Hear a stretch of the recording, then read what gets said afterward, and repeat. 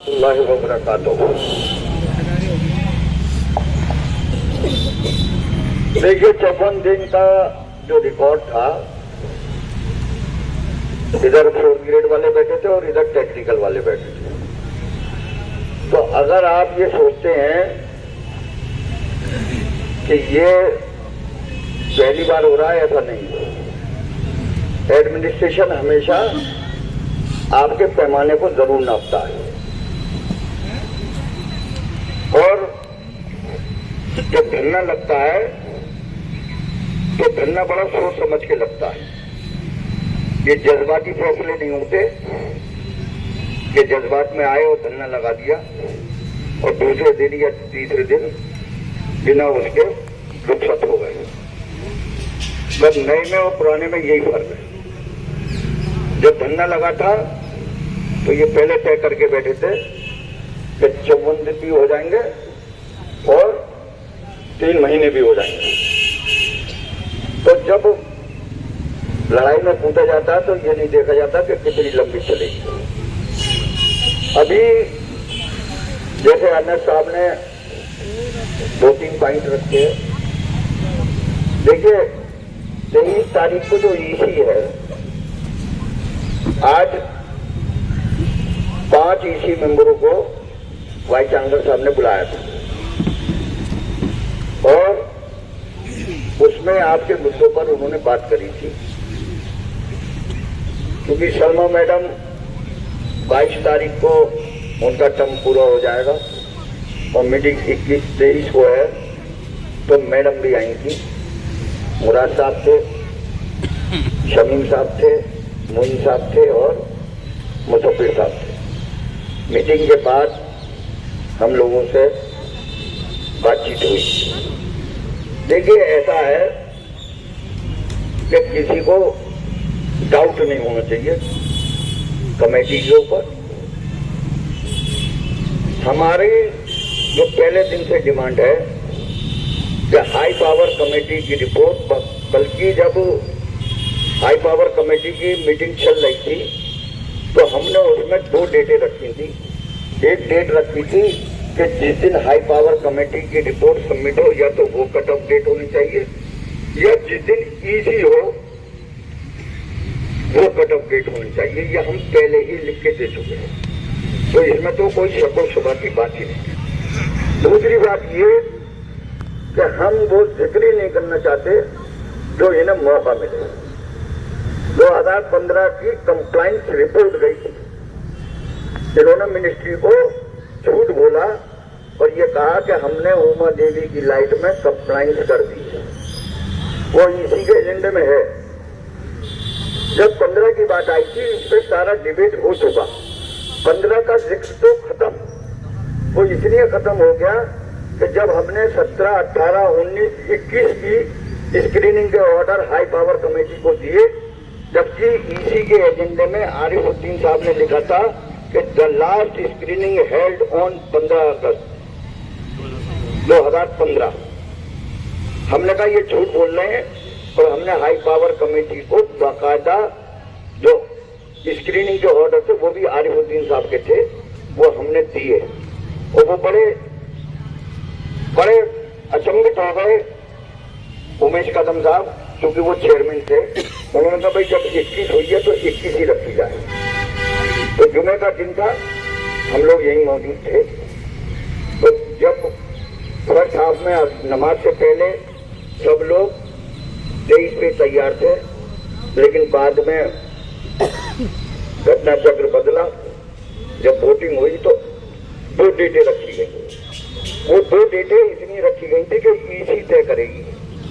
देखिए तारीफ ये है कि ईसी को तय करना था कि 21 रहेगी या 23, उसके बाद वेट होने जाती, लेकिन दोनों डेटें वेट होके अब रिपोर्ट आई है।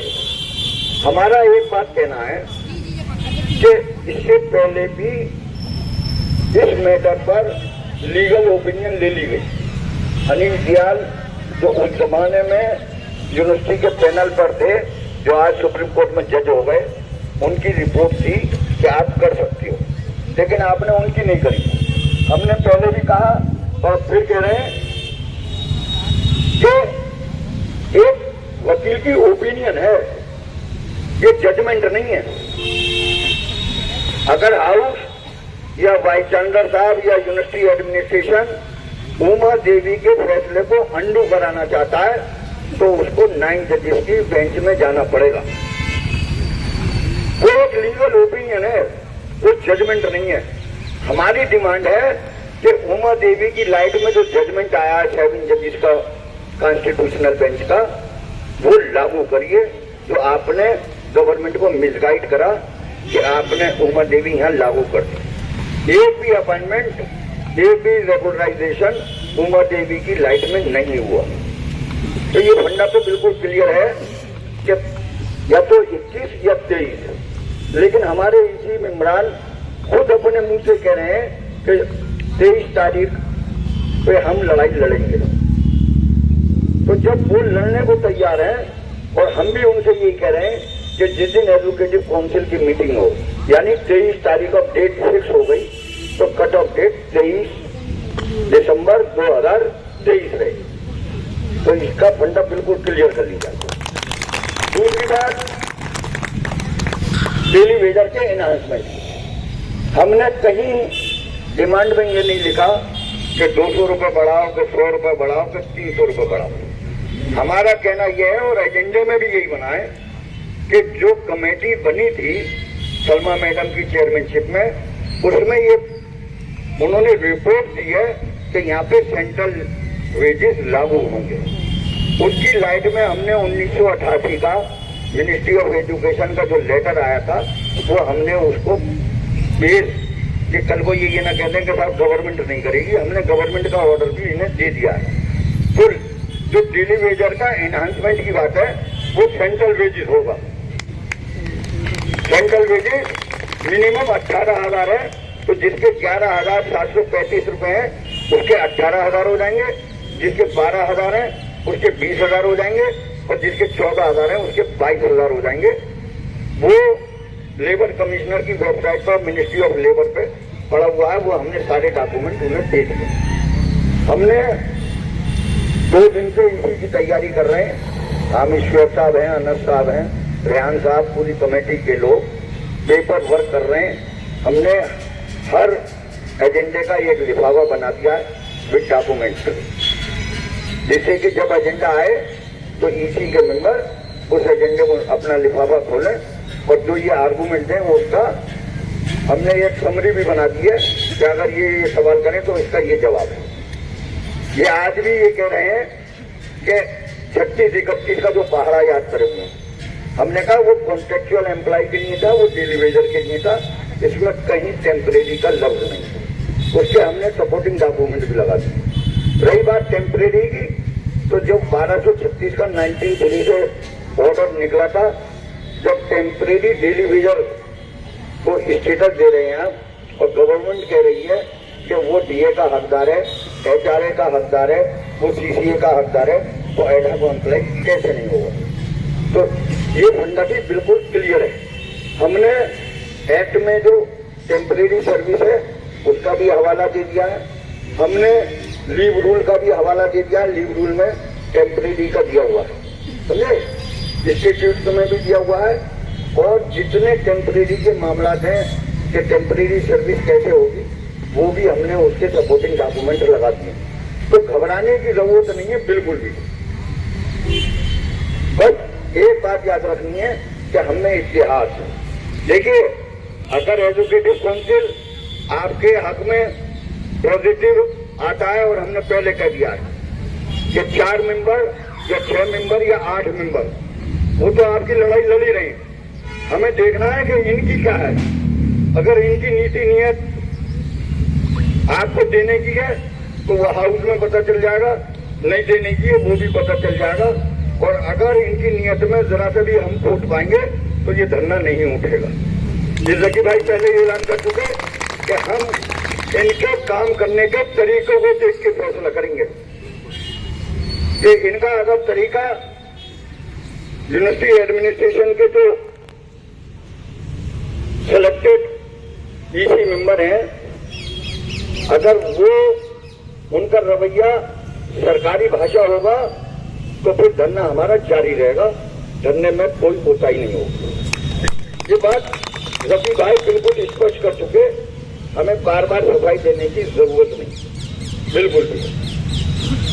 उन्होंने 24 तारीख कहा था, मैंने उसे 26 तारीख इसलिए करा कि 24 और 25 की छुट्टी है, अगर मामला हल नहीं होते हैं तो 26 तारीख को इंडेफिनिट स्ट्राइक होगी और आमरण अनशन होगा, जिसमें सब में पहले मैं बैठूंगा। सुनिए, टिल डेट अंदर रिले नहीं होगी, टिल डेट अंदर स्ट्राइक होगी। उसके बाद जो भी फैसले होंगे वो इनको देखने के बाद होंगे। लेकिन साथियों, आपको इतिहाद बना के रखना है। जब 23 तारीख को आपके मुस्तकबिल का फैसला होना है और पता चल जाएगा कि यूनिवर्सिटी एडमिनिस्ट्रेशन आपके साथ क्या चाहता है और हमारे साथ क्या चाहता है। इनकी नीति नियत के ऊपर ही डिपेंड करेगा पूरा। दूसरी बात ये कि जितना ईसी के मेंबर आपके निर्णय हैं, मैं समझता हूं कि ये भी यूनिवर्सिटी की हिस्ट्री में पहली बार हो रहा है। उनका जितना क्षेत्र भेजें, जितनी जद्दोजहद हम कर रहे हैं, उतनी जद्दोजहद वो भी कर रहे हैं अंदर। तो साथियों, घबराने की जरूरत नहीं है बिल्कुल किसी बात से। आपका आंदोलन खत्म नहीं हो गया, कमेटी कहीं चली नहीं गई, कमेटी अभी यहीं है, धरना लगा हुआ है और जनरल बॉडी 23 तारीख को यहीं होगी 4 बजे।